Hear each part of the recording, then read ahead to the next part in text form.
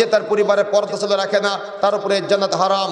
ওই যে রাস্তাতে আসার সময় দেখলাম মেয়েটার বুকে পিঠে ওড়না নাই, ওটা কার মেয়ে? ওটা আপনারই মেয়ে, আপনারই স্ত্রী, আপনারই বোন। আপনাকে উদ্দেশ্য করেই রাসূলুল্লাহ সাল্লাল্লাহু আলাইহি ওয়াসাল্লাম জান্নাতকে হারাম করে দিয়েছেন। সুতরাং সতর্ক হতে হবে, সাবধান হতে হবে। আপনার মেয়েটা যেন বেপরদায় বাড়ির বাইরে যেতে না পারে, এটা আপনাকে খেয়াল রাখতে হবে। আমি আপনাদের কাছে একটা প্রশ্ন করি, বলেন তো নারীর সৌন্দর্য কার জন্য? কথা বলতে হবে, নারীর সৌন্দর্য কার জন্য?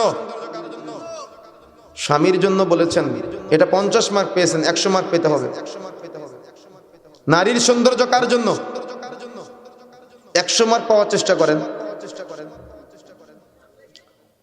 যারা স্বামীর জন্য বলেছেন 50 মার্ক পেয়েছেন, আরেকটা শব্দ যুক্ত করলে 100 মার্ক পাবেন। শুধুমাত্র স্বামীর জন্য। কি জন্য বলেন আমার সাথে?